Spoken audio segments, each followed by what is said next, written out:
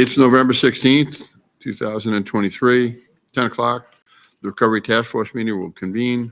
I'd like to welcome everybody. It's been a long journey, and I really appreciate everyone's participation. More importantly, the collaboration and working together as one, trying to have Lee County recover as quick as we can. So it's been a mission. It's been a long journey. We do see light at the end of the tunnel, so thank you for all your time and all your deliberation. We'll open up this meeting, honestly, and really start to get into things. I think there's a lot to do on the initiation side, all the different initiatives that we need to talk about. So with that in mind, I'll move on to the next item on the agenda, which is minutes approval. Anybody have any questions or comments on the minutes? A motion on the floor. I have a second. Any discussion? Anyone opposed? It passes unanimously. Thank you very much. Next, overview and recent events. Tracy? Thank you. Okay, Harrison, do you want to take this one? Sure. Good morning, everyone. So thank you so much for being here today. We really appreciate it. We want to start just for a moment recollecting the process that we've been engaged in here as we kind of come to nearing a conclusion. The initiatives that you've seen and that you've been working with your teams to review, the strategic frames that will guide the actions in this plan, did not come from any one group. They came from many different places and communities. In the beginning of this process, there was a great deal of community engagement, town halls and surveys, working with the public to understand what their needs were and their concerns were and what they would want to see out of a plan like the one we have been developing. The branches, of course, the 8 subcommittees have been working diligently to raise up issues and needs as they pertain, as they pertain to the subject areas that they have expertise in that mirror the RSFs. That work has been going on for roughly 9 months with at least 1 meeting a month, sometimes 2. That work has been engaged and is now also coming to a conclusion. And so we see these kind of concurrent lines of effort that lead us to the content that we're here to review and reflect on today.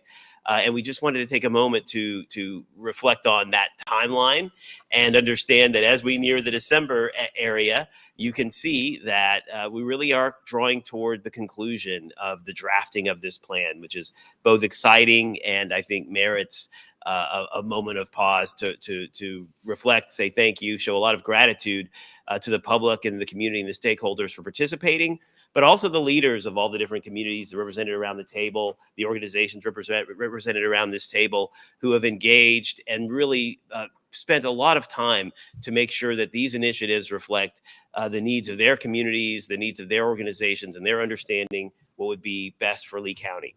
So with that, I'll turn it over to Tracy. Okay, thank you. So just a reminder of what the recent past has looked like in plan development.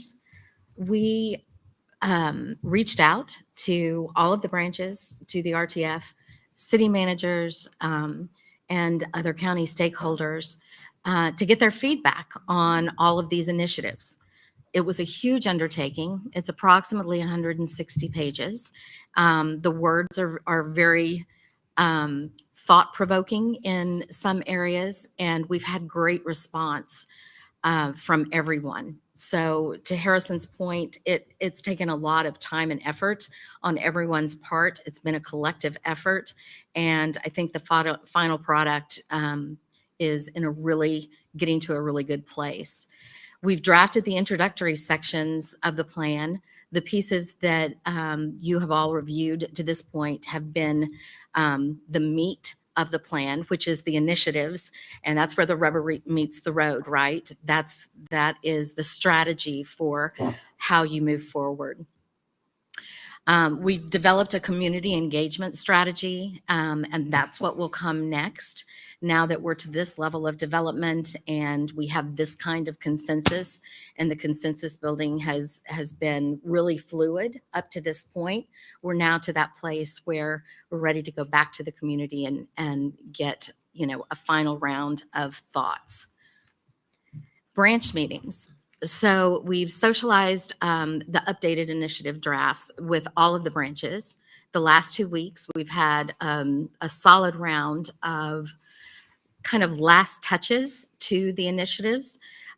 There wasn't, you'll notice as you review the document, that there hasn't been that many substantive changes in the last couple of weeks. This has mainly been the final tweaks as everyone has come to pretty much agreement on how the initiatives read. We've gathered final feedback and updated recommendation from the branches. And so we're ready today for the RTF to look at all the work that the branches have done and the setting the table for the final document. So that's what we're looking forward to today. All right. So speaking of upcoming community engagement, here is the plan for re-engaging the community after our workshops and town halls at the beginning of this process. We plan to do a period of public review of the initiatives on the Resiliently website from November 27th through December 8th. We will do press releases. The county will do press release and social media posts, as well as posting on the Resiliently platforms. Our hope is that the RTF and branch members will help to spread the word about the opportunity to review the initiatives and increase the awareness of the public in ensuring that they understand that they have an opportunity to contribute again prior to the final phase of adopting the plan. Any questions on that? Okay. I do, Tessa. Yeah. Trace for City Fort Myers. So with the community engagement, is there a prior step once you get all the feedback and detail from all the wonderful individuals that actually review the 160-page, 159-page document to be able to get a look at that prior to it going public? Because there's a possibility that there may be something that someone else put in to that document as a suggestion or oversight that may actually spur other thoughts that would have been included prior to going to the public. So we're just wondering from a standpoint of the cities, municipalities, the county, whomever, stakeholders, to be able to review that once again, once it's all put together prior to going to the community. So before November 27th? Yes, ma'am. I think, let me ask Harrison to respond to that. Yeah, so I think that the process that we laid out, and that was a multi-part process, really started with community and the public. So, and that was, I think, if you think about a process like this, recovery resilience plan after a storm, we need to get it into action. And we need to get it realized so that the impact can be felt. So the initiatives were born of, first, the public engagement and the framing about what was important to community. Stakeholders really took that forward, and the public was invited to attend and be able to speak at those meetings. And we've tried to integrate those comments throughout the process. This is really a chance for the public to be able to see where the initiatives kind of landed and to give us their kind of last take on what does this represent. The information that we said early on was important to us and was going to be meaningful for our community. At that point, there is still the ability for us to change language in the document and to work with the document. But I think it's true also that at this point, we're kind of at the executive level. The stakeholder bodies, the way the process was designed, the branch bodies are advisory to this body. And so the further updating of the plan, the further conversation about tweaking the plan really is happening at this level, at this stage, following the community engagement. So what I'm hearing is that the executive level will actually run parallel to the community. So actually, as a community actually brings suggestions, the executive level can actually bring suggestions also to tweak that plan to get it to where we want to be. So there's still opportunity with the executive level, this group here, to be able to make those decisions as the community is also giving input. Is that correct in saying? Yeah, and maybe I should allow the county or the commissioner to talk. I believe that that's a correct dissertation on our process. Yeah, I think the opportunity is to listen to the collaboration, to consider that, and obviously this body, as an advisory body, do so. And then obviously that document will go up to the county commissioners, but that's the intent, exactly as described. Thank you. Dave Collins, Lee Health. So how are we ensuring that the community partners are involved in this and not entirely the government? So how are we going to adopt this and implement this plan? Commissioner, may I? Christine Brady from Lee County. One of the ways that we are ensuring that this message is going out to all of the community partners is we have a very extensive PIO list that Yeah, we PIO. use for emergency management. So in addition for this going out to traditional media, all of this information will be going out to all of the stakeholders.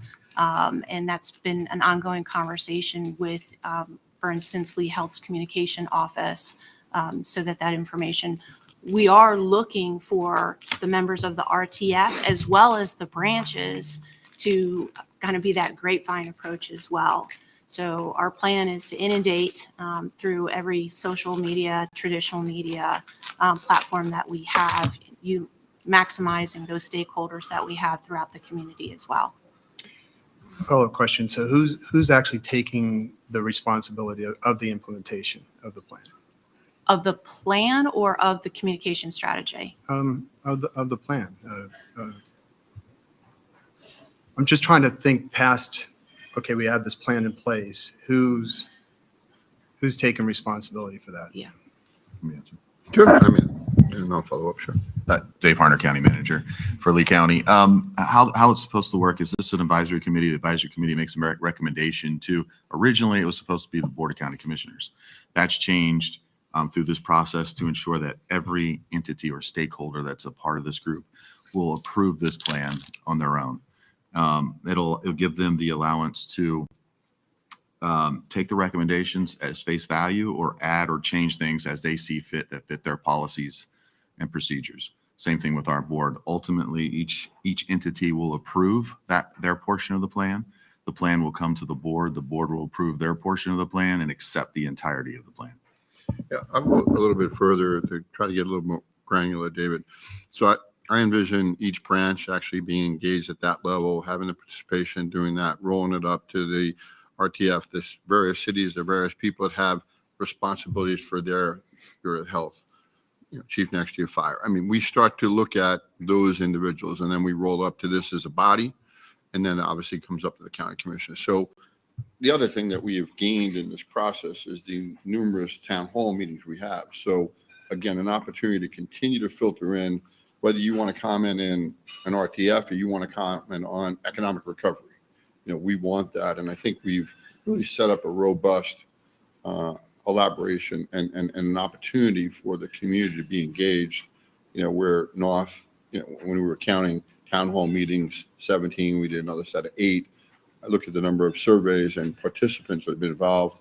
We're certainly, probably broaching close to 10,000. So it has really been this is our recovery, and everybody brings something different to the table, whether Lee County and unincorporated, Sanibel, the beaches, everybody's different.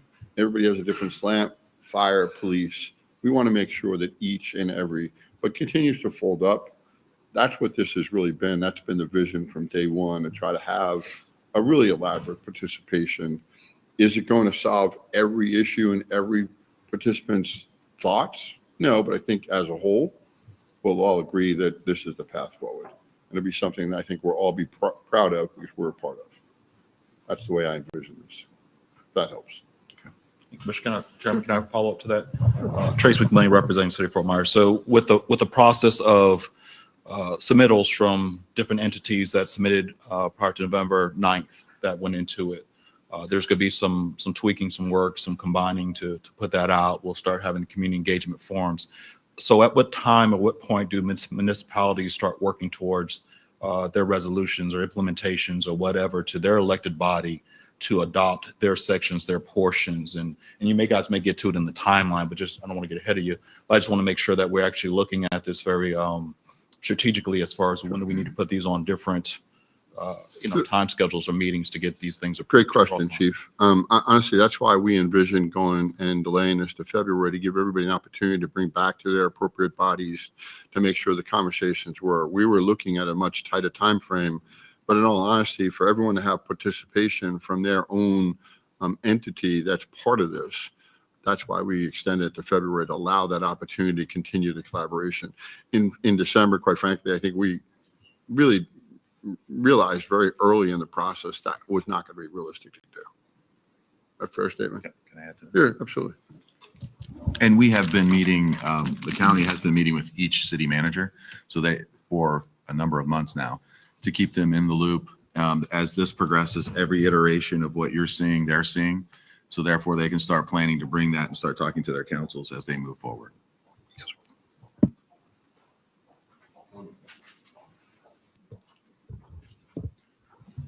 Mr. Chairman, may I just ask another question Absolutely. about community engagement? Thank you. Dana Souza, City Manager in Sanibel. This might be a wrong assumption on my part, but I know that there were a series of community meetings that happened early on in this process. And I don't know if there was a database that was collected of public attendees, if there was a sign-in sheet. But if there was, and there was information, I think that's another way for outreach through direct solicitation. If there were email addresses to set those, to notify those folks. Obviously, they were engaged enough to come to a public meeting. And if we could have direct contact with them, that would be great. And then just a follow-up question before I step aside for Harrison, is the branch work completed now, or will there be additional meetings beyond the meetings that they had in the last month? Thank you. Thanks for that. That's great. And I think that kind of tees things up at this point. We're early on in the slide deck here. This is the community engagement. And yes, we have that information, and that's a great suggestion. We'll be sure to put that in the notes. Many of the questions that you're asking right now are going to be in the remainder of the deck, and they're covered in the timeline and the strategy moving forward until December. And I think that'll answer a lot of these questions that you have. Thank you. Mr. Chairman, just one last comment, if I may, is just to follow up what Mr. Harner said, is that as a city manager, I am grateful for the outreach that the county manager's office has provided to city managers to let us know what the work is of the task force. And there have been clear dates that have been provided to us for review with our elected bodies. So for Sanibel's example, we would be bringing this to our council in January for consideration and comments. So we can make the deadline that the county has asked us to adhere to. Thank you. Any other comments before we move on? Great points. We'll make sure we stay on point.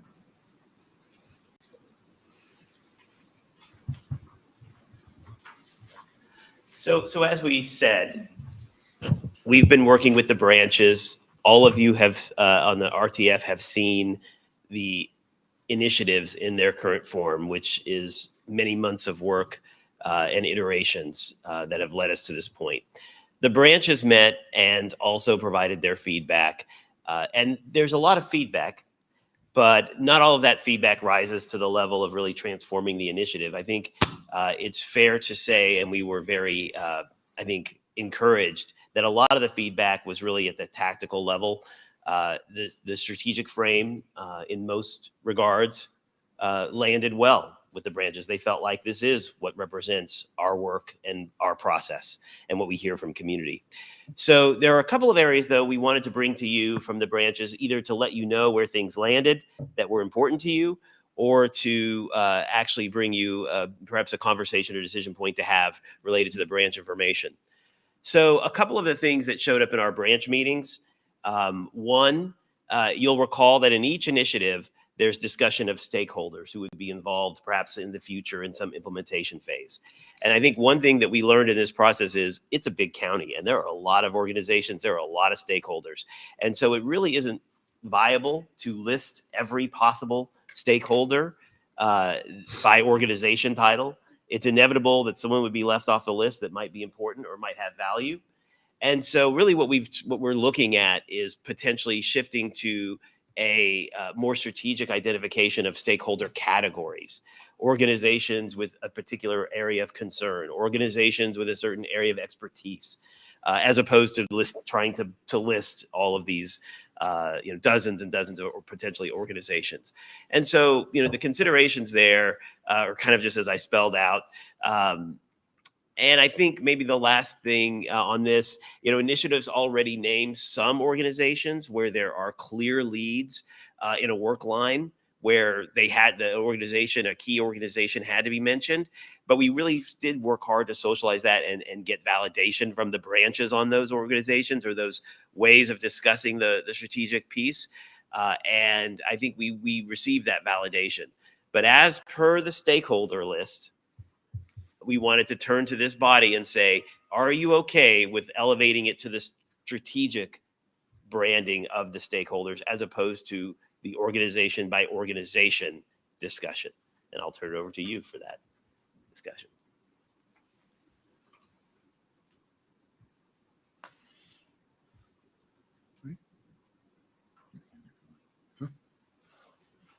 So that's a question posed to the RTF to discuss if there are thoughts.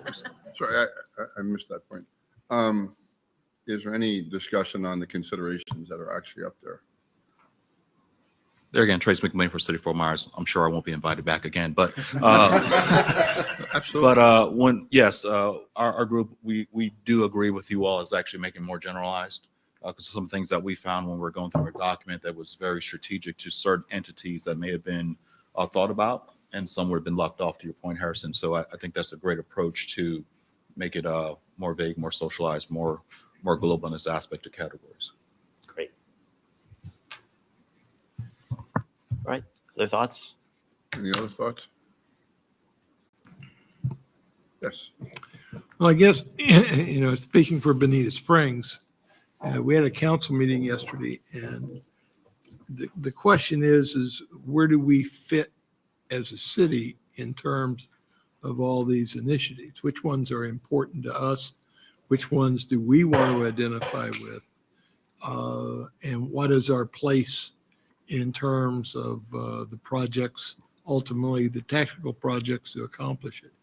So whatever gives my council and my city a better sense of how these initiatives relate to what our priorities are, whatever's the best way to do that is what we want to try to achieve. Great. Okay. Great. I think that does align with this approach because speaking toward municipality, purpose and focus, raising to the strategic level means that there isn't some prescription that's being provided. Rather, your city, you can decide what's right and what are the right stakeholders to engage in to get work done that you prioritize. So we'll move forward with raising to the strategic level. All right. Another conversation had as part of our work was around the diversification and strengthening of the region's emergency shelter network. Branch members recommended prioritizing improvements to the existing network of school-based shelters, developing an exit strategy for when response concludes, and a limiting focus on new types of shelters. This is to say that there was an extensive conversation. Obviously, we had one-on-ones with the Lee School District. We talked with a lot of stakeholders in this area and understood that right now, the schools, though no shelters, the shelter mission is not an easy one, and no shelters are perfect. That being said, the use of schools as shelters do have a number of benefits and design advantages to the way the buildings are constructed, and there are different spaces for different populations potentially, to the maintenance and accessibility of a kitchen and those kinds of facilities. There are inherent benefits to schools. So we really wanted to kind of just take a moment, though, to reflect where this ended up being a focus on improving, supporting schools and the missions they have, thinking about an exit strategy that allows schools to get back to the business of teaching children. And in some cases, thinking about, is there a need to further diversify? At what scale does the region want to pursue non-school based shelters? And so with that, I'll turn it over to you for the consideration of that decision point. At what scale does the region want to pursue non-school based shelters? I guess I'll go first. Go first on this one. The district is fine for providing shelters that we have, and all new schools are built to be shelter ready. But that quote, shelter ready, is probably not as sufficient as it should be. The generators are just enough to sort of keep the main room on. You know, it doesn't provide a lot of air conditioning or other things like that. So that being in there is good. But diversity, there probably should be something maybe put aside for special needs, you know, shelters. We may have to expand a little bit to do that, because sometimes you need a separate room for quiet and things like that. So we're working on that, but that's something that, as far as the school part, to do. But the last one, I mean, we need a shelter that after the storm has passed, and let's say people can't go back to their home, they can't stay in our shelter indefinitely, because the whole community cannot get back to work until their kids are back in school. You know, they're learning, but it's also a daycare. I mean, in reality. So, you know, they have to worry about their children. So you definitely need to get a certain amount of shelters, and I don't know how many. I think after the last storm, our shelters are going to be packed if a major storm comes here again, more so than before. So I definitely would say you got to get some plan for another one, whether it's something like Hertz Arena or somewhere like that they're working on.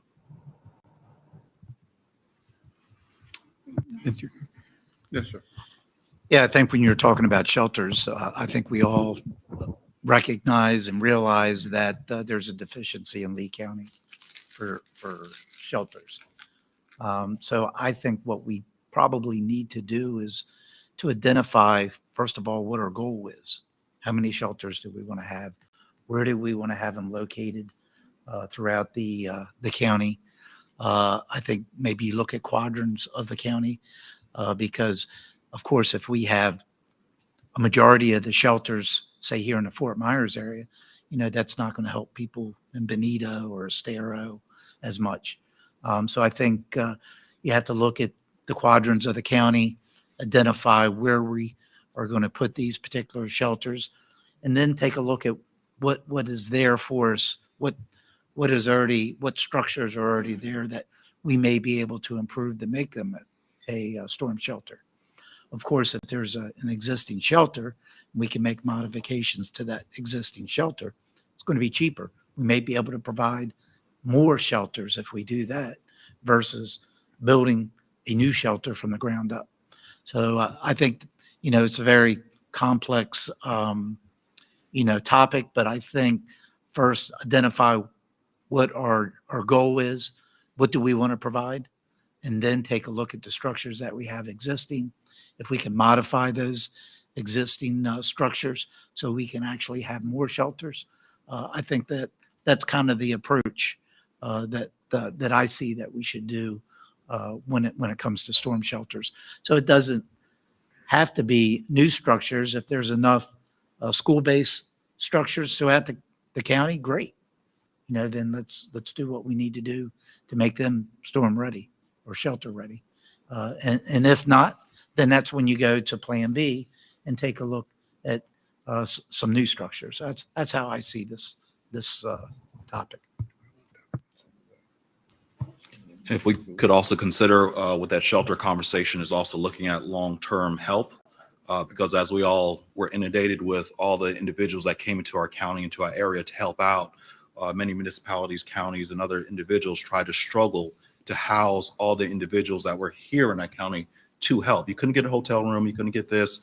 So that is something else that we could put into the plan of looking at how we can actually have that second wave of individuals that come into our area that are here to help us. The other things also to consider with shelters is also our first responder shelters. That is always a challenge when we actually are looking at increasing our strength to be able to actually apply resources to our areas, our public work areas, our first responders and so forth. If we actually have opportunities for them to actually shelter in place also, it's just going to help us regionally to be able to use that impact. Because if you think about the islands and all those other individuals, they had to relocate inland. And so if we already have those places pre-designated where they should go, it will be a much better approach to actually how we actually deploy out, if that's already actually out there, not scrambling at the 10th hour. Yeah, I would say I agree with everything that's been said. I think that maybe there's some other facilities that could be utilized that maybe aren't as invasive as using schools, things like recreational centers that maybe could be kept as shelters for longer than a school without the impending demand. I also think that proximity matters as we rebuild, and our lessons from Ian was a lot of what you said, that you don't want to encourage people, you don't want to put a shelter necessarily on a barrier island that would encourage people to stay in harm's way, but some people do. And there's a lot of needs that come in, and certainly we had a lot of first responders, everything from mental health to the fire department. That if we as you rebuild in the mind of having a resilient hub that could provide these services. And the other thing I've noticed with when we evacuated, that a lot of the need for shelters had to do with people who had pets who had special needs. They were in the hotel that we were in, and it was rough on them. So and if we can come up with if we are going to do any kind of modifications, I think that special needs and making shelters that are conducive to having pets without damaging the facility would also be a benefit. Any other comments? One thing is, any more construction of buildings and so forth, there are hurricane-proof buildings being built. There are hardened buildings that are being built to support the technology that we're living with today. Many of the cable companies, for example, have server farms internal into their high-rise structures. The banks have hardened facilities that could withstand multiple times Category 5 storms. So one of the things I would think is to work with our community development offices, our building departments, to identify hardened structures that are large in size and that function as workplaces, which means they have water facilities and restroom facilities and so forth, just to get an inventory of what those hardened facilities are. And then to see which one of those might be able to be used as shelters. I think there's several hardened facilities out by the airport, for example.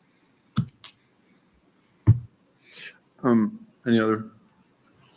Just one last comment has there been any look at adjacent counties or eastern counties where there could be an interlocal agreement that could be identified or so in the event that the schools were ready to reopen and go back to education and there was still a need for sheltering and not sufficient places within the county, could we look at interlocal agreements with other jurisdictions that may not be affected by the storm?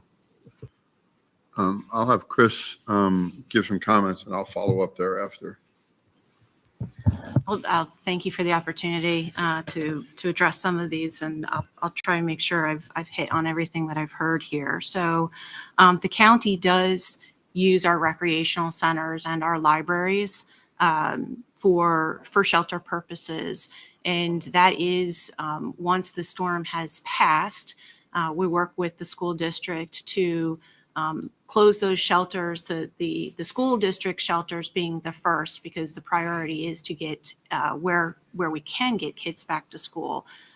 That's what we want to do. So we normally condense down to Estero Rec Center. We've used North Fort Myers Rec Center. I believe we've used veterans out in the Lehigh area as well.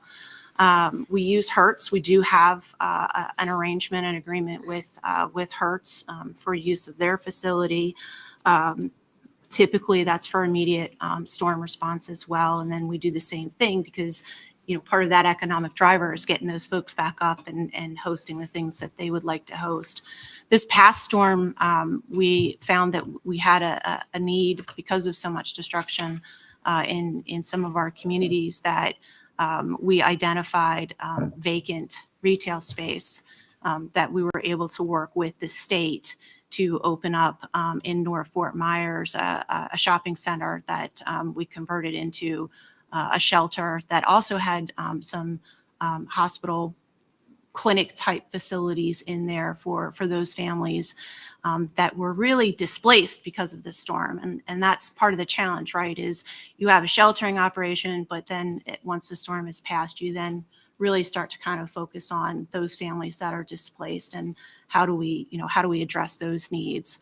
All of our shelters are pet friendly.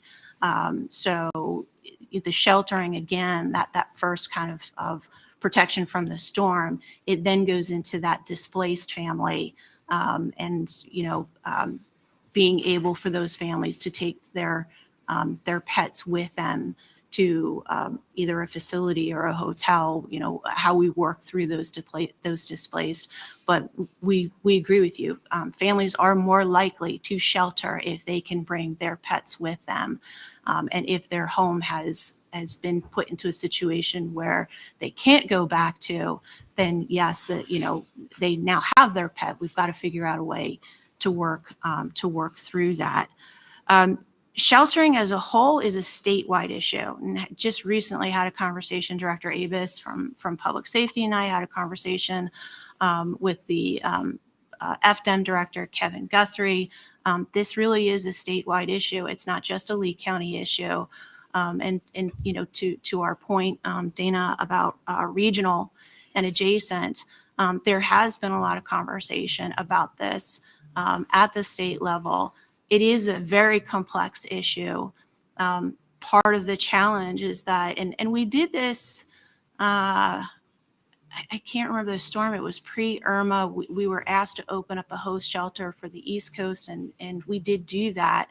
But part of that goes back to FDEM, but it goes back to FEMA and reimbursement. When those shelters are open, because of the state of local emergency, because counties have the responsibility of their population, you need to have that FEMA reimbursement in order for that activity to occur.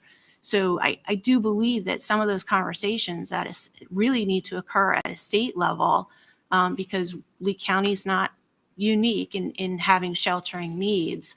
And there may be a better more options at a regional approach than just trying to solve the problem, solely at the local. And Councilman Corey, talking about new construction, one of the things that we do and that we probably need to do a better job of continuing to build communication is letting residents know. I mean, we always say, know your home, know your zone. So where you're zoned, your flood zone, we can't put shelters there. So that's a challenge for Lee County for sure. That's a challenge. But for those residents that are building new homes to new codes, to new constructions that are not in flood zones, they can shelter in place. And that's probably something we need to continue to look at, is making sure that folks really do know those things, know my home, what codes am I built to, know my zone if I'm not. And we've also encouraged for folks who live in those flood zone areas to hey, if you don't want to go to shelter, we understand that shelter is a lifeboat. It's not the love boat. But you can shelter with your friends, you can shelter with your family, you can shelter in place if you know those things. But there's a lot of conversation that probably still needs to go around sheltering, because it is a very complex issue. And I hope I at least touched on most of the comments that were made.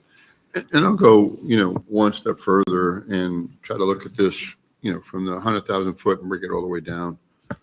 As a county commissioner that has come from a municipality, it was certainly this storm helped us identify a lot of things. The strengthening of our agreement with the school board, the understanding that we have a very, very active special need group. Another silo in that regard is, talking about, first responders and the additional help we receive from different areas. Again, looking at schools, but looking at other opportunities, and we've done that. I think, what Chris alluded to, and it's been many conversations, not only one-on-one that I've talked to Director Guthrie, but, also testifying before Congress, letting them know that, some of these things are easier to retrofit a school, but that isn't a long-term scenario. So, the group many times, I hear in this group, my city, my city, my city, and I understand. I worked in the city, but we all look for where's a shelter, and the shelter benefits everyone in this room. And there's so many parts of this that benefit everyone in this room. So as we're talking to our legislators, as we're advocating for that, we do have a group of silos, and there's 5 or 6, and we'll make sure we communicate them to y'all. But we're going to need hardening. We're going to need different developments. We're going to need community centers, and we're going to break them down into what our need is as a whole. Again, we always try to do a better job. We're strengthening communications within the county, adding on additional resources to get the message across. Because we have to start from, from day one. Okay, where do you live? What zone are you in? What's your plan if something occurs? It also helps us a great deal. As someone that was at the EOC, going through Irma, 45, 50,000 people, going through Ian with 5,000 people and having 14 shelters open. Again, the legislator is going to want to listen to what our needs are, but we're going to have to advocate together. I do believe as a takeoff, we have worked with, and I've certainly talked with Collier, Charlotte. I'm part of the 19 county coalition, so we're always collaborating, and they're always first. Listen, day one, Bay County came down here to say, here's our plan.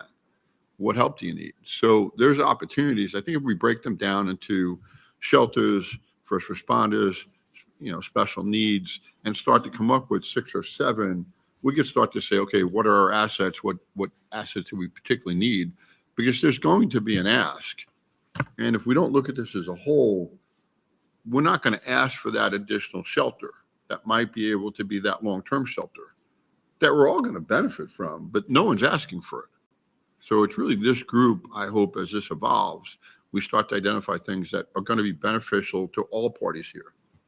And I think this is a great conversation, because if anything I've learned, becoming a county commissioner is just how vital it is. Our first avenue obviously was go to the school board, but there's so many parts of this we need to develop from, and obviously learn from the storm, and how do we get better? And that's really the challenge, and I hope that we're able to do that. So when we do advocate, part of your own individual needs as a city is what you need, but you also look to your community to, potentially go to that shelter. And we need shelters from a long-term point of view too. And that is something that, is a challenge. But we also have been very good at, pivoting on the dime. I mean, I think of the pandemic. I think of vaccinations. We went from standing on line to an 800 number, to going out to the airport, to taking over the old Sears building. So there's opportunities that are available to us. It really comes down to making sure legislators understand and making sure we get the funding necessary, because whatever it is going to require some improvement, some hardening, and or some new construction. I think it's a combination of all. But we will get a list of the silos as I look at them, and make sure we all understand just the differences of different groups that actually need to participate in shelters. And I think that's really important. I would also mention, and I talked before the meeting, that Bonita Springs has purchased flood prediction software. And we did that to help people figure out if they can shelter in place. It's very accurate in terms of what's the impact on the city from potential storms, in terms of floodwaters, as well as how full are our retention ponds, and what's our capacity of our drainage system to handle major storms.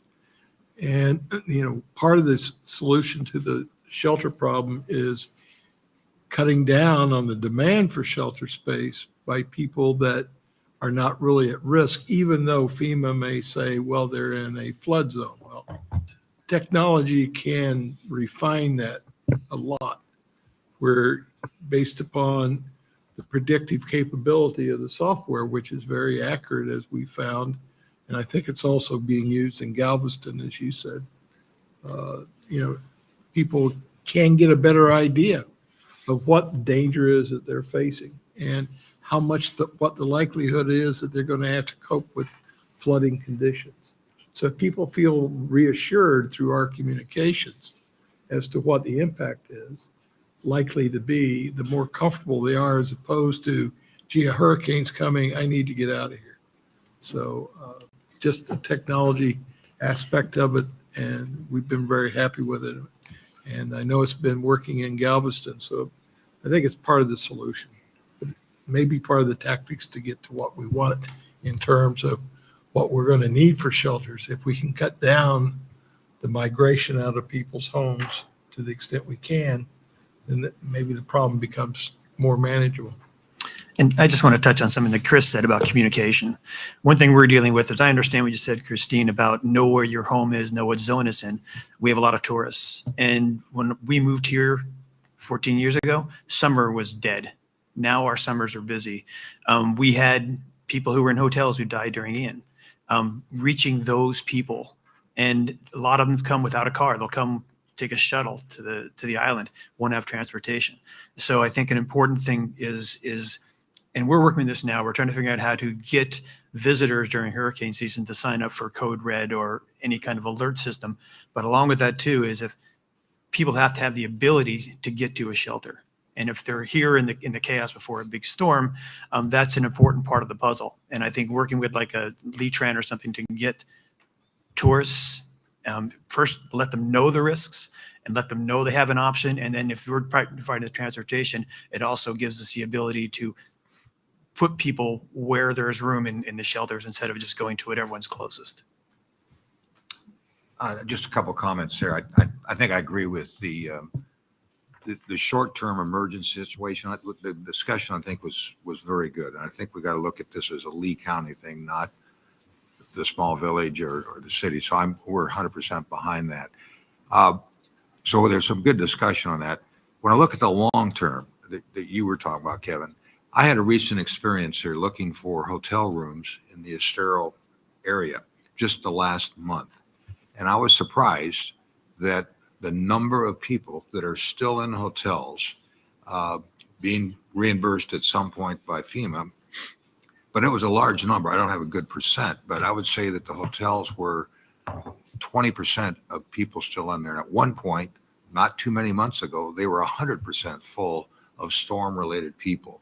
So I do think that this long-term vision for some kind of an area, hopefully out of the immediate storm area, is a good idea, because when I look at our hotels being filled up by the issues from a hurricane, and we're trying to do an economic recovery, we've got our people that want to come down and enjoy the beaches, even though they've been torn up. There's still beautiful beaches right now.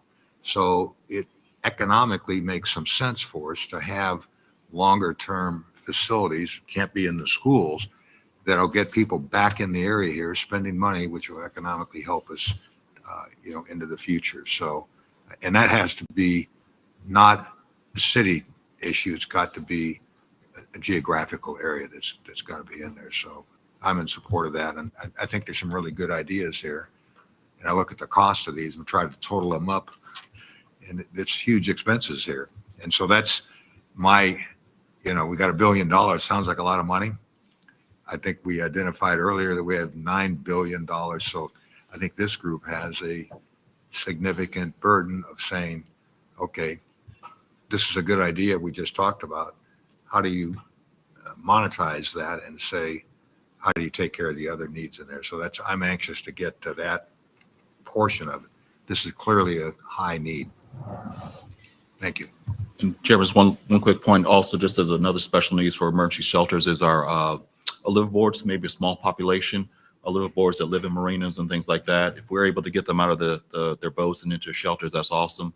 But unfortunately, their asset, their boat, has not left, and we're still dealing with trying to recover that. And we all know that that's a different animal when trying to deal with a boat in a waterway that's now sunk or damaged or something like that. But if there's some type of plan that can be put into here that could actually address that particular community also, what to do with the boats. So if they evacuate, maybe they evacuate with their boat downstream. So we look at this as a regional approach. The boats don't stay, the people leave, take the boat with you. And so this way we don't have this long-term effect of those boats being damaged in our particular economic drivers. And I'd like to add support to what the commissioner said, also for the regional approach, and to tie it back into the plan. What was the genesis of my question is whether or not, under the key considerations for this particular initiative, whether or not something needs to be added, because there isn't anything in there to focus on that regional approach in this particular list. So that would be my question for Harrison. Maybe it's somewhere else in the plan that I'm not identifying, but I think the commissioner laid out some good strategies that could be captured in those bullet points. I think the whole collaboration, as we have these conversations next 30 days, we're going to continue to refine and tweak this. And I think not only do the cities have a great network to work within the League of Cities, we have, Florida League of Counties as well. So there's opportunities to do it. What we need to do is the informal agreement we have with the school board, we need to formalize many of these things. Because, listen, we're a blessed community. First responders show up. I turn around, there's people from Bay County. They want to help. We just need to obviously go through and take the next step. And let's just talk about an informal contract, what happens. And it works both ways as that storm happens. So if we're looking for participation, for people on the East Coast, we'll just understand that the other side of that is when they have a need, we're going to have to show up as well. So it's a give and take situation. But I was really very much impressed with the number of people that came from the different parts of the state. And what we need to now do is solidify those agreements. So I would like to thank you for that tremendously helpful conversation. There are a number of initiatives that deal with many of the aspects that relate to the either sheltering or the need for sheltering that exists. And so reflecting on the initiatives that we put together, many of them strategically are trying to address the things that we talked about here just a moment ago. But in every case, I think you added dimensions to those that we can now go back to the content and flesh out and speak to. So that was very, very helpful. And we'll definitely look at, I think it's not even just this initiative. It's probably a series of initiatives. Some of them deal with communication and outreach. Some of them deal with analysis and planning. Some of them are focused on that regional piece and potentially working regionally to increase options. So thank you for those comments. I'll take us to our next conversation. And this was a very, I think, very interesting one, and one that showed up equally in community and with our stakeholders, and really from day one. So when you think about, and we see this in many communities, when you think about any disaster, part of how a community thinks about disaster is not only what happened in the impact to them, maybe they weren't even necessarily in the direct impact zone, but when and how long does it take essential services to come back online after an impact? And thinking about those essential services, sometimes which lie outside of the life safety realm. So we're not talking about critical infrastructure necessarily. We're really talking about the services that people need to stay in their home, access to capital, those kinds of things. And if those things take too long to come online, there's obviously stress on the community. People leave communities. People have to move away. They can't maintain their housing and those kinds of things. So this is something that the branch thought about long and hard. And maybe a little bit of the storyline here was there was a thought about, should we raise up a new paradigm that's thinking about essential services for communities in a different way? But I think a thing that, in our experience would be helpful here, we really wanted to recommend, was the use of a paradigm by FEMA called Community Lifelines. Community Lifelines is a way of thinking about the broader spectrum of impacts and cascading impacts that can occur because of an impact of a disaster. So power is down, power is restored. Does that mean now that the services that I need as a community resident are actually back online?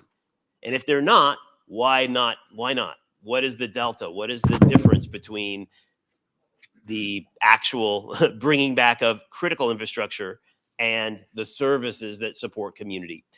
And the Community Lifelines is a framework for thinking through what are those essential services in my community for my residents that they need to get back to life as normal. And if you can identify those, and if we prioritize the identification of those, then there can be thinking about, more COOP planning with those organizations or those entities. There can be thinking about how can we support those services and understanding and planning for those services to be able to come back online. So this is an important one because, and we wanted to point it out because I think there was honestly a struggle to think about, well, should we try to name all the essential services in community right now? And I think the journey has been to understand that there probably is no one single list that we could put forward that represents the essential services for all of your communities. Rather, that's something that your communities probably define and your people probably define working with you and your leaders. So we wanted to use this initiative. We wanted to kind of reframe this initiative to set us about that course because we think it's probably right-sized. And we also think it plays to this area of strength in that FEMA has a way to think about this. There are the lifelines that FEMA sets out: safety and security, food, water, and sheltering, health and medical, energy, communication, transportation, hazardous material. These are all different areas of key response, fundamental to bringing back communities after disaster. But if you think about your essential services in community, they rely on these things, and they rely on them in different ways. And so understanding, studying that, and working with your communities may be a way to identify these essential services and think about how you can best support them, ultimately reducing the lag time for short-term recovery of community services.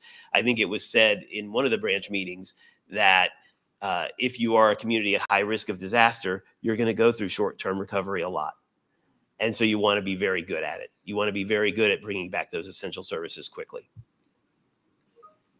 So the decision point is, should this initiative promote the countywide use of FEMA's Community Lifelines framework to help and identify and support important services to speed up short-term recovery? Is this a good solution to the problem of identifying these essential services? I'll turn it to you.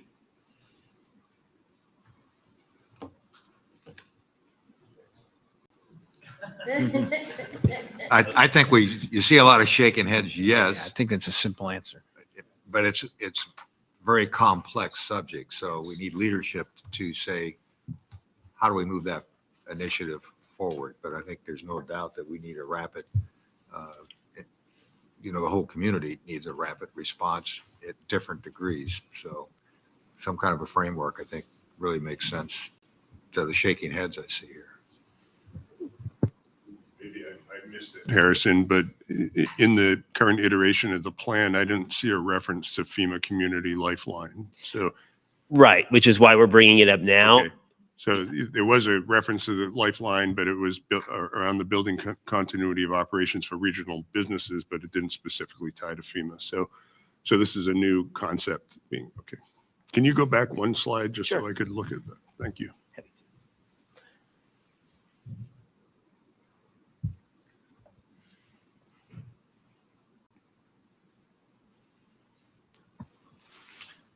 And Harrison, I think this is where, or Chair, this is actually really does speak to that regional approach of actually looking at this from a very regional aspect, looking at it, not just individual communities, because regardless of who may have it this time, that other area may have it the next time. So if we actually have a regional approach to actually addressing this, would actually work very well. So if there's a particular area that has one of the particular hospitals or something like that that's impacted, that we automatically have a shift to those other area hospitals or urgent cares or so forth, and having redundancies built into our energy and redundancies into our transportation, and also even into our water and our food networks.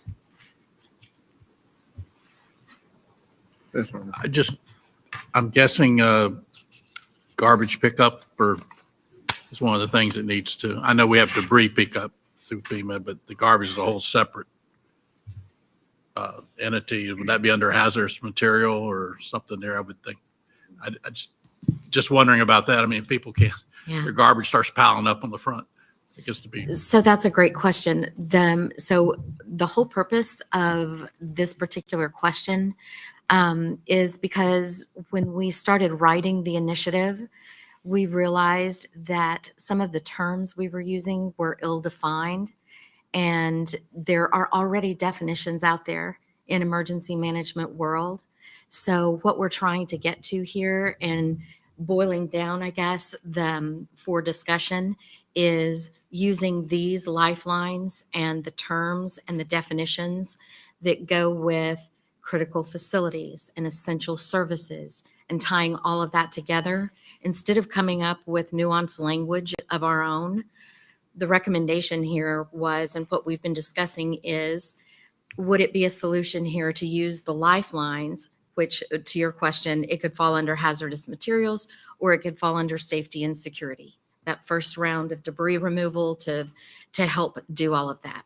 So what we're proposing here and what we'd like your input on is, does this meet the MAIL?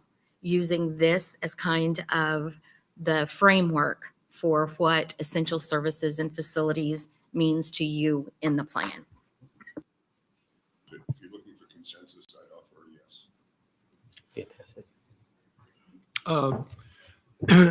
I think it's a good way to go. I would suggest that the way you implement it is to look at what are the needs of the most vulnerable portions of our population? The elderly, the disabled, and if you take care of those elements of the population, I think by doing that, you also take care of a large percent of the not so vulnerable population. So, if Ian had occurred instead of late September, if it had occurred the middle of August, with things like the increase in temperatures at that point, which were hovering in the high 90s, it would have been a much greater loss of life because we didn't have electricity to run air conditioning and so forth. So energy, I think, is key. Transportation for these people to get to medical facilities and to get to the grocery stores, and the grocery stores be open is key. Or for those that are still able to drive, the ability to get fuel. So again, I would, I think if we can envision who the most vulnerable are, we can probably easily take this on as a way to identify those services and facilities we need to fortify. I think that's great, and sounds like we have consensus. Mayor? Yeah, just real quickly, I think it's important to, when you talk about essential services, to prioritize that as well somewhere in the plan. That way we know we're going to go, from A, B, C, and, through the plan. When it comes to essential services, when you look back at the storm and the response, of course, in the beginning, safety and security, it's going out to make sure we didn't have any collapsed buildings, and actually going through, doing an assessment throughout the community. And then after that, then it comes power and getting our water and sewer plants up and things. That's our priorities at the city. But I think if we're going to develop a plan, we make sure we prioritize. Once we identify our essential needs, prioritize them. That way we know we're going to start at the top and work down from there. And perhaps one nuance under transportation, you could add a little picture of a boat for those of us who might rely on water transportation. Good. Very good. Very good. I would just kind of point out that, this is a very interagency thing because power is one entity, and sometimes within the county, there's different power providers. The post office was a big thing for us. So there's a lot of, coming up with the plan, it'd be necessary and complicated to really make sure we get all the different providers engaged and have plans to move forward on this. And also, of course, as anyone's lived through a little while, that every storm is different. So you can't plan for an Ian, the next storm came around, may be completely different. Agreed. And I think what Councilman Corey shared was very important about communities being and the need to think about community differences, vulnerability as being key. So Thank you for that conversation. Again, very helpful in how we move this forward. Because this was not something that occurred in the last iteration, we did want to bring it before this group for discussion before we moved it forward toward its next iteration. So lastly, we have an issue raised with our cultural resources branch around the possibility of an advisory group or a partnership group that could better plan. And so I'll turn it over to Ted. Sure. Okay. So, as I'm sure, we're shifting from sort of this emergency response piece to the priorities of the cultural resources branch, and I'll remind everybody. Obviously, when our tourism assets are hit as they were with Ian, it's really important to have strong arts and culture to continue to have that economic driver for folks that are visiting. But also, our arts and culture organizations have expressed that they are playing a key role post-storm. And the arts and culture community here in Lee County has suffered a lot over the last several years between Irma, a pandemic, and then now Ian, and they really haven't been able to get back on their feet, but still have been stepping up and playing other roles post-storm, post-pandemic, and so forth. And so the cultural resources branch really feels that there needs to be an organization of the entities that are playing these roles to help them not only recover from the last several years of struggle, but also to help them be more resilient going forward, and to be sure that they're in close communication with the folks that they need to be in communication with post disaster, so that they can play the key roles that they have been playing, but with more ability to manage the parts and pieces that are sort of falling to them after, because they're community assets and people look to them for help and support. So I think the question that we want to ask or have a discussion with you about today is that the idea of identifying appropriate stakeholders for those groups, and how once implementation of this initiative would go forward, if approved and adopted, this idea that you all could appoint people to make sure that you have representatives from each of your communities on this advisory group, or other thoughts that you might have about establishing something like this. Yeah, we've actually discussed this at the council level in Bonita Springs, and I'm not trying to bring a Bonita Springs only perspective to this, but we look at the arts as something that benefits the entire population of South Lee County. It provides jobs. It provides a way for people to economically benefit, because the people that attend the arts, that participate in the arts, are also coming into town to take care, to eat at our restaurants, to buy our gasoline, to shop in our stores, and so forth. It's part of what we think is essential for economic recovery from a disaster like this. We also think it addresses a large portion of our need for workplace housing. Because our arts center is located close to what our low-income census neighborhoods are. And one of the problems that we have is being able to attract artists, because our housing costs are so expensive. So, yeah, I think there's a lot of issues with this. I have always looked at the arts as sort of food for the soul, and when you're coming out of a disaster, you need to have those kinds of opportunities, whether it's the performing arts or the visual arts, to take a break from whatever it is you're having to deal with in terms of the recovery, and resetting your mind to be able to focus on the problems going forward. And the arts do that. So I would be totally in favor of this kind of arts and culture advisory group. I think it would benefit the entire county.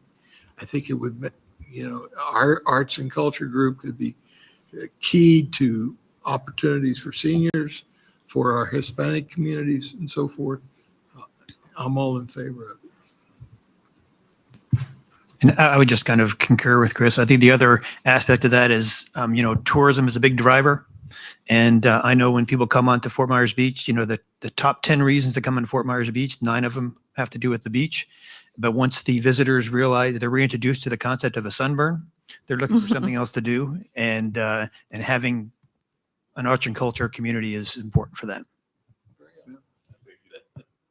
Just a clarification question. This would be a county advisory committee, or would it be born within the arts and culture sector? So I think the decision point here reflects that this is a voluntary, participation, and so really, and maybe it is tied to that piece around stakeholders. In terms of thinking about who would be at this table, really that's plan implementation that would come after the adoption of this plan to determine who would be at the table, how it could work, what is the right way for communities or different communities to be engaged in it. Really, the different communities can right size their participation and how they do that. That's kind of where we landed in framing how this could work. That being said, because of that flexibility, then you're able to decide, or your municipalities are able to decide how you want to be engaged and how this could work for you. And maybe the last thing I would say is, I think actually one of the part of the real wisdom of the approach here on this plan is that not any one entity has to own everything. And there are some entities or some initiatives that may be better owned by community itself or by other organizations in community. And this plan allows for that and accommodates that.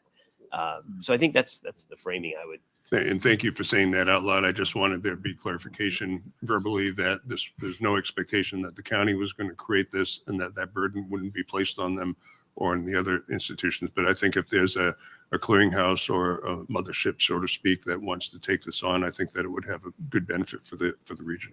I mean, my 2 cents is I certainly think each and every one of you have some uniqueness here. I just spent some time walking downtown. There's a lot of opportunities. What we don't do well, and storms have brought us all together, I don't know that many people know each city and what they have to offer.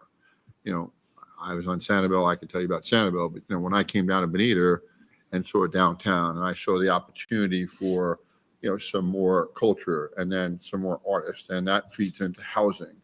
I think the subcommittee, you all could work independently, but communicating as a whole, so we drive more tourism and we let people know, hey, wow, Bonita has this, or Sanibel has that, or Cape Coral has that. I think that's really the important thing. I think you take ownership, but I think it's also enabling us to understand that, no different than what the TDC does with a shoulder season for songwriters. We have an opportunity to do something similar and drive an overall message and maybe start to build a collaboration like that underneath arts, because I think it's something that the community wants.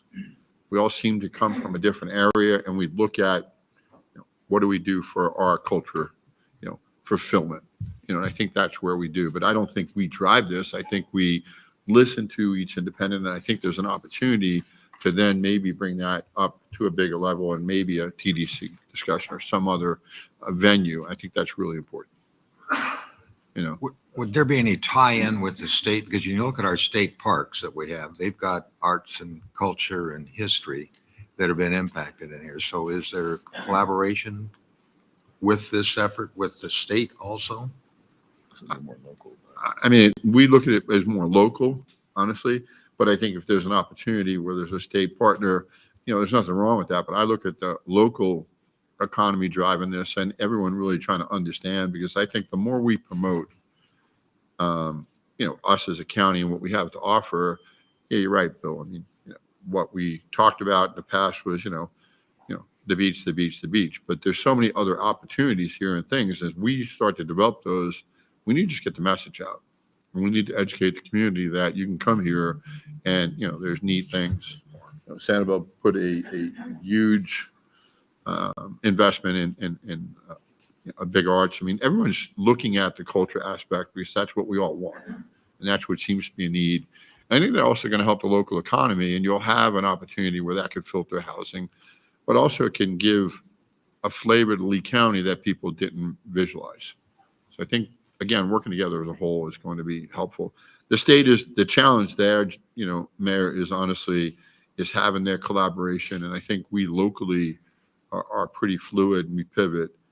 I don't mean any disrespect to the state, but sometimes another level of bureaucracy just doesn't move it as quickly as we'd like. And I don't mean any disrespect to anyone that represents a legislator here at all. We've all been great. Any other thoughts? Just from a myopic perspective, is that I looked at it purely from a resiliency perspective, and the statement that's in this plan that already states Hurricane Ian was devastating to the regional arts and culture community in many ways.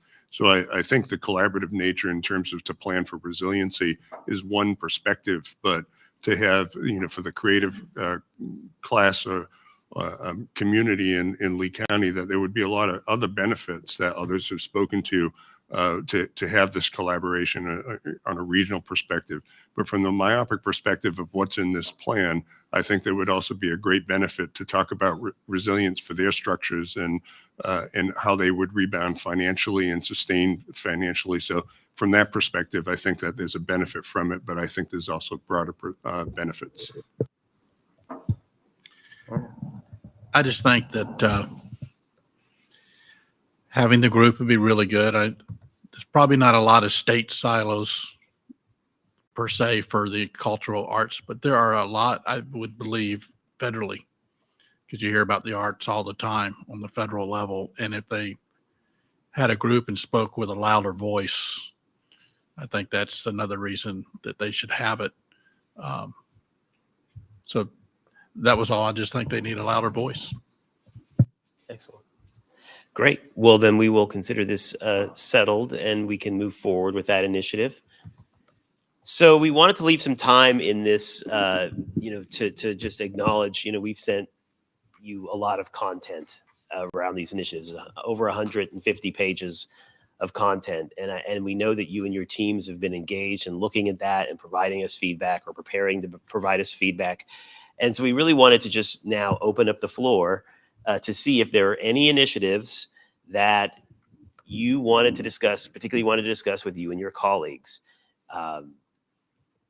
And, to help you with that, we've tried to create kind of a grouping and a listing of what those initiatives are to jog your memory. But, we have the cultural, economic, education and workforce, housing, and health and social services initiatives. And we just wanted to give a moment for any of you to reflect any high level strategic feedback that you want to have a conversation about.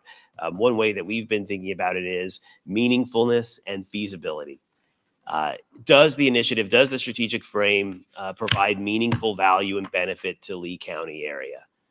Second, is it feasible that work that's set out can occur? Is there something that would help it become more feasible? Is there something that the way that it's stated makes it not feasible? So given that lens, are there things you'd like to raise or discuss? And Dana Souza from Sanibel.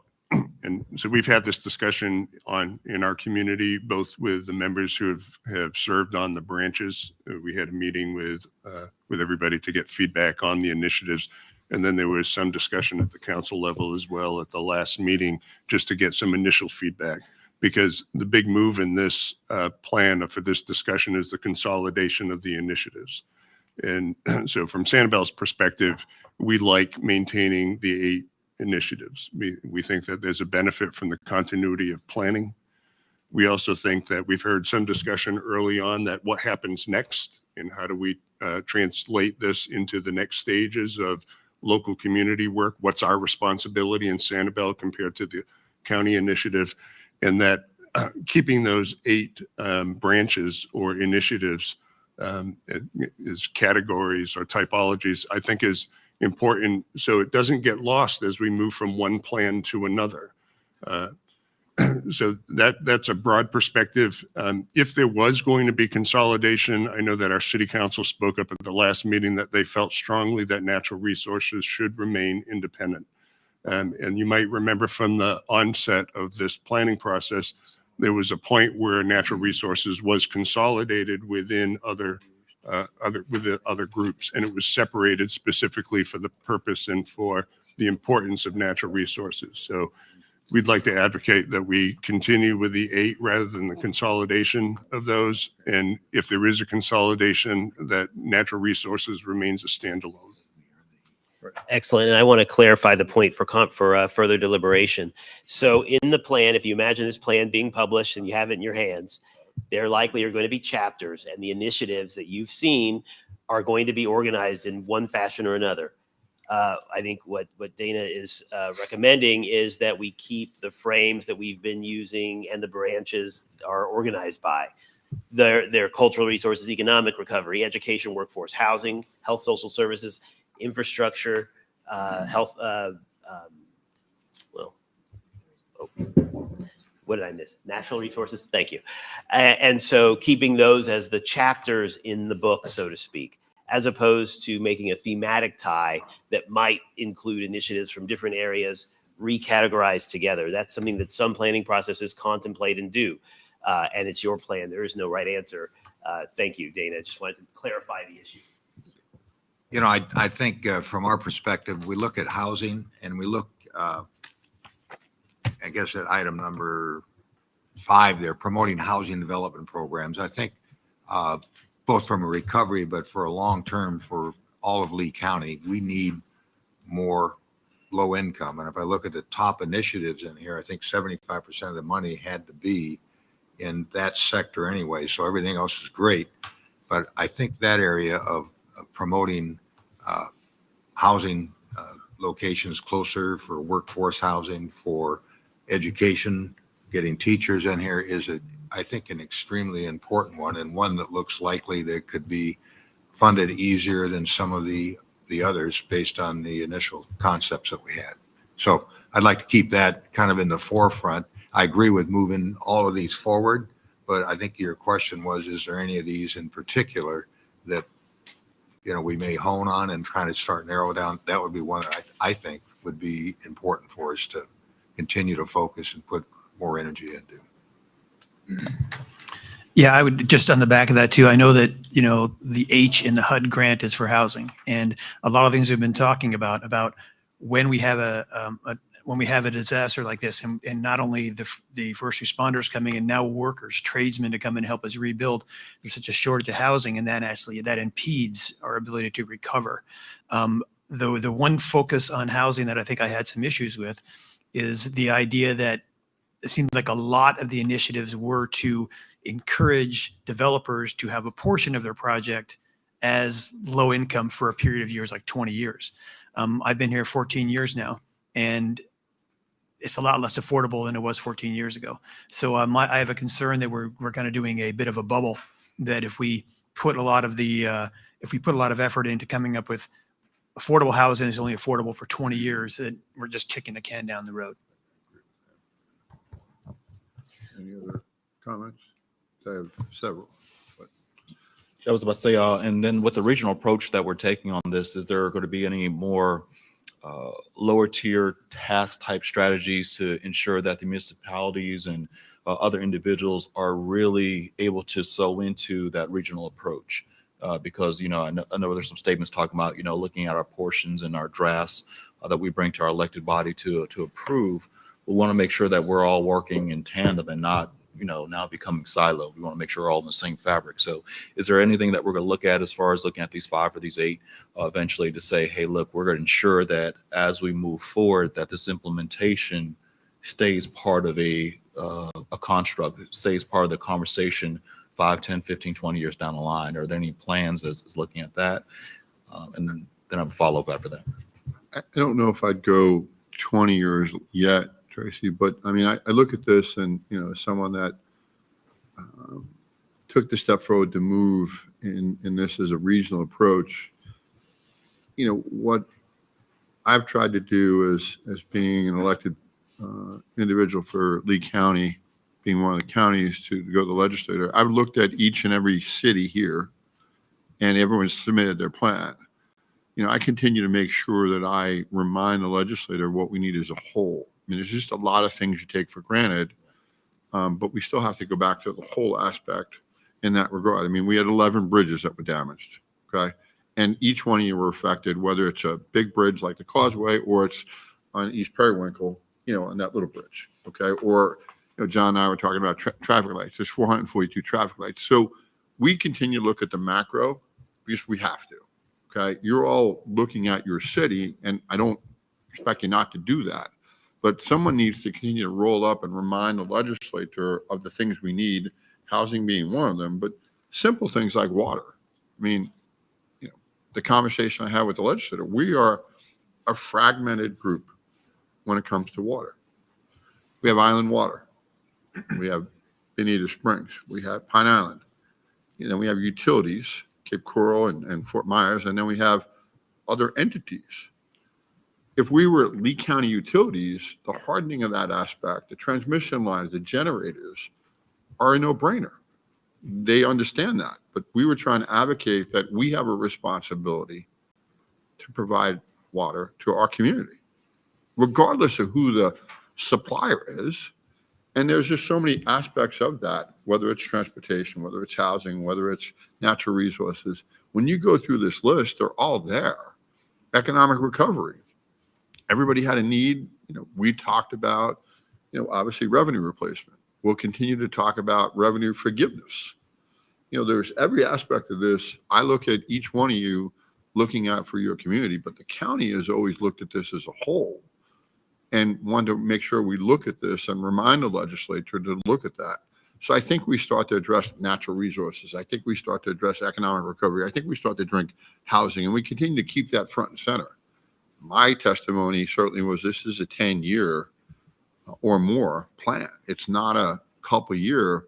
And I think this group started at least to realize how connected we are, even though it's really interesting that, you work on your immediate problem for your immediate community. But when the disaster happens and, we got to go through and notify Lee Health that we got to remove people from a hot water is important all of a sudden.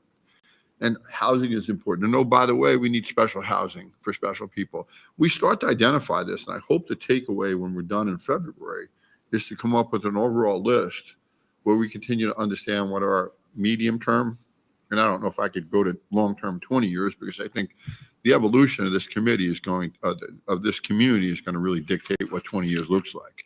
I don't know. Give me a number maybe of how many people are going to be here in 20 years, and we might look at that differently. But I can assure you the county and staff and the commissioners look at this from a long-term point of view and looks at it from how it's important. Each one of you are important to this, recovery, and each one play a vital part of this recovery. I just want to make sure we don't forget the connectivity that we sometimes are lost to make sure we do go forward. We do that, in that regard. So that's what I think the county's responsibility will always be. I think lists are always good, but we'll continue to make sure we educate. And I envision talking to each and every one of you for years. It's not, February we'll have a final document, but it's not like we change, our directory, because recovery is not going to be done in February. It's not going to be done in February 26. There's a lot of things still to do. And I think there'll be a lot of collaboration because we've already started. We'll pick the phones up more. We'll talk more. We'll have conversations. And for nothing else, this disaster has really required us and enabled us and felt more comfortable. We call each other and we work together as a community. Let's not lose sight of that.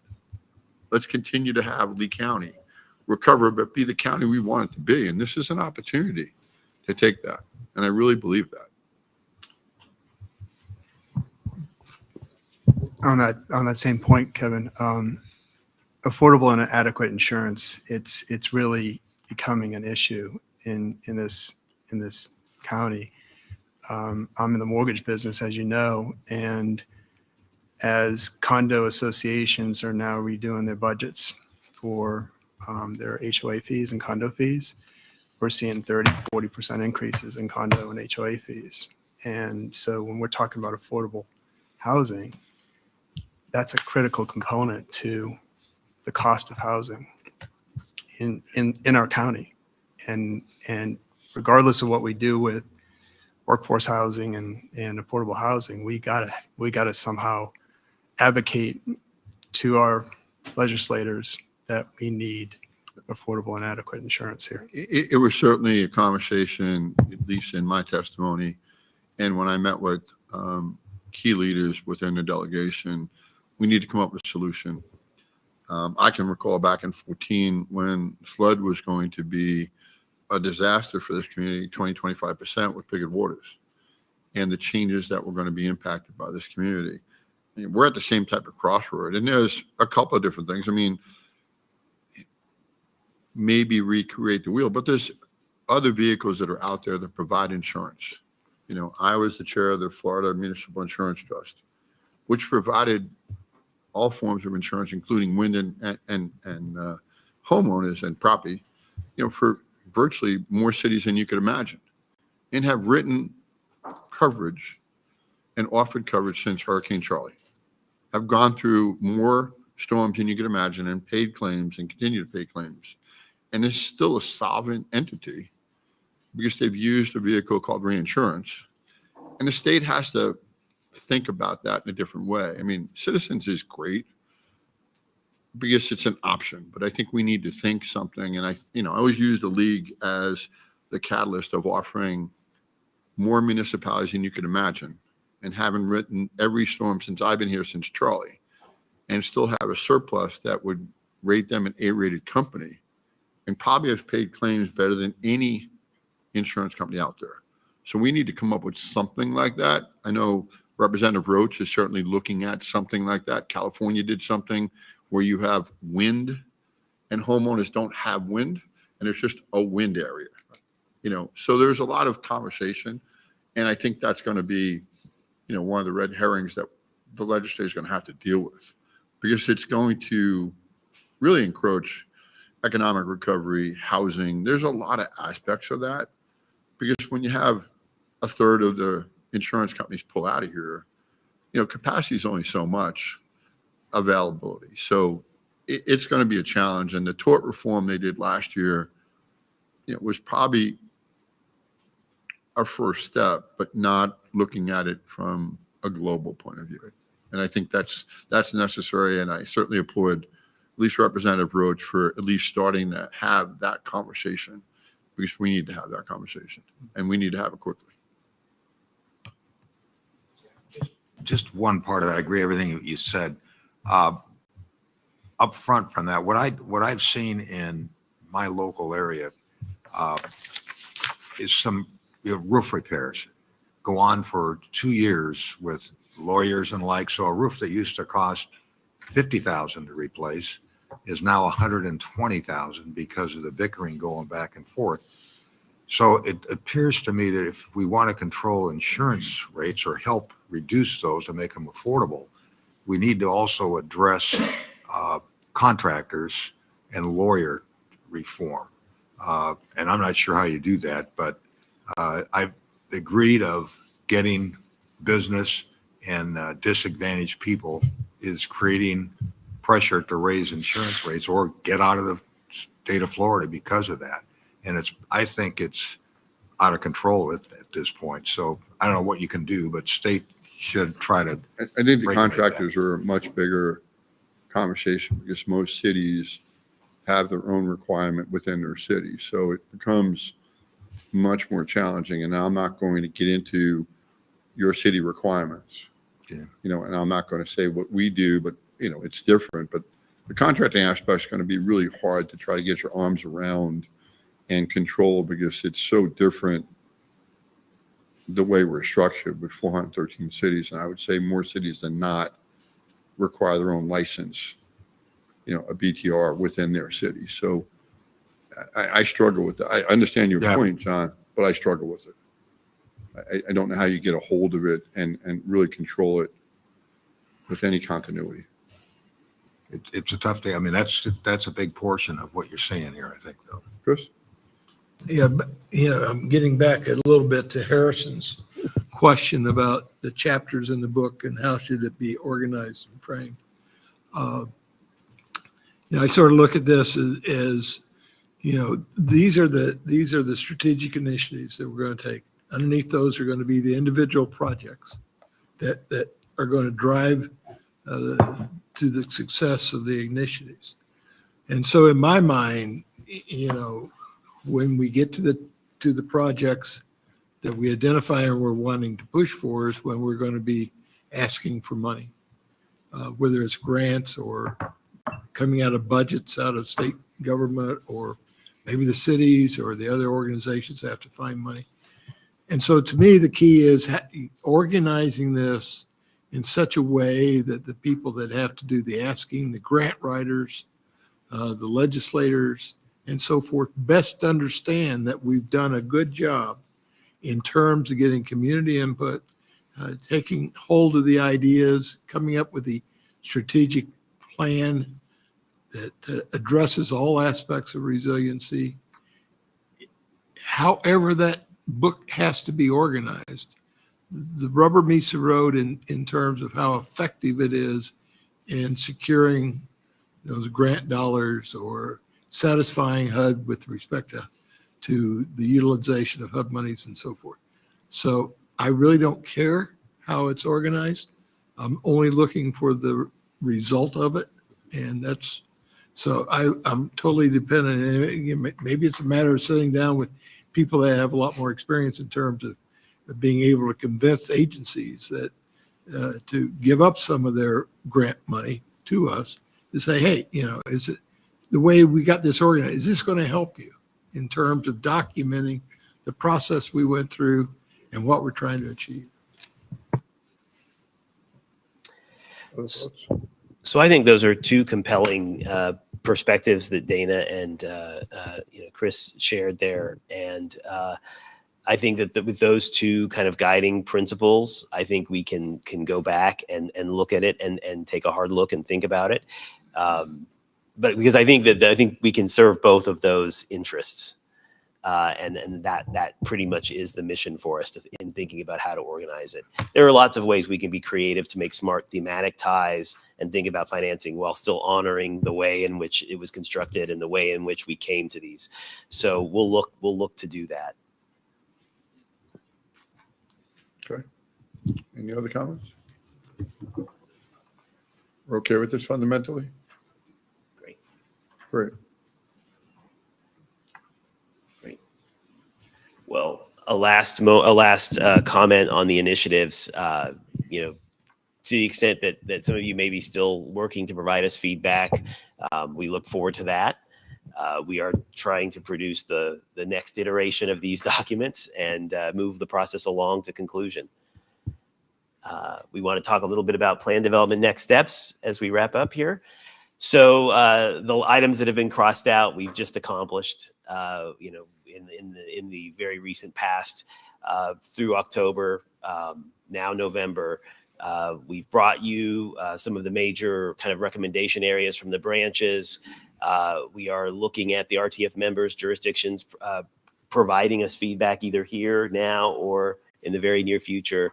We are about to engage in this another round of community engagement. Largely, as we said, that's going to be providing the community this content online to actually be able to respond to. In December, we expect to revise the draft initiatives again and have the executive finalization of the document with this body. So we look forward to that in December. Another point that was raised that I think is important, we are going to engage the jurisdictions again in providing us projects and work that you believe strategically aligns with these initiatives. Essentially, it's another attempt, another round of that process. We engaged in a process earlier in this work, but we want to go at it again because their strategic frames have changed so much in our work here over the last few months. So we want to make sure that we have all of your projects aligned correctly, and you can think about the value of being able to look across your jurisdictions and see where you're doing common approaches, and there's really a connective opportunity there. And we'll be reaching out to you and your teams about that soon. So moving ahead, so one element that actually is shifting in real time, the branches, we're going to have a final meeting in December A lot of that was going to be to kind of conclude and have a thoughtful moment around celebrating the work, looking and thinking about what they've provided, and being able to share that one with another. We've kind of come to a place of thinking that that might be better served to do here in this with this group. That we instead should have a combined meeting of all the branches and the Recovery Task Force in December. So also that'll be lighter on everyone's calendar. So we're hoping to pull that together on December 15th, a joint meeting with all the branches and this body. And as I said before, we'll be working with you on submitting project lists. So is there any final discussion or comments? Just a question. You typically send this slide deck out so I can share that with council members. Absolutely. Do you guys, is there already a community engagement plan or a marketing plan discussed as far as how we're going to get that community engagement out to ensure that the community does hear about this? It's tough to see Harrison when he's directly behind me. So, yes, actually just sent a message out to the team, just looking for that communication strategy. And we're going to share it with the commissioner first, and then we can get it out to everybody. Any other comments? Okay. So public comment, Public comment. 3 minutes, please. I'll speak. Thank you, Marcia Ellis, for the record. First of all, I'm a little concerned about the tight timeline. I was anticipating the document coming out today. I discussed it with some of the community members that I engage with, so that we could parse it up, because it is dense and 160 pages. So I'm looking for a draft. I also wanted to say that I'm not hearing the discussion about the community rating system when we talk about insurance cost in terms of a federal framework, like was mentioned with Lifelines, that helps guide things like planning and use of natural resources, et cetera, that have actual benefits.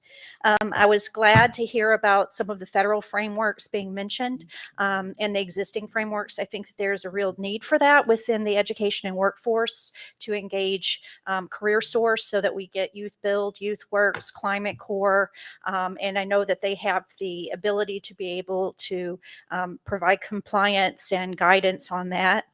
Also wanted to request cross-referencing in terms of the chapters. If there's something within one of the branches that refers to another thing specifically, I think that would be helpful. In terms of the arts, I think that there are efficiencies in terms of flex space that are important in the discussions when we talk about extended sheltering that could be looked at, that could stay online after schools move past.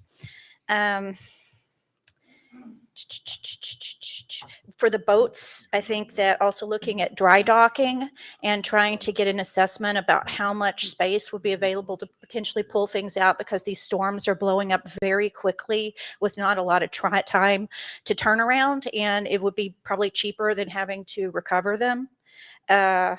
People leave this community and evacuate because they fear interruption of services. It's not just that they're afraid they're going to drown in their house. They don't want to be dealing with long periods of time when the electricity is down.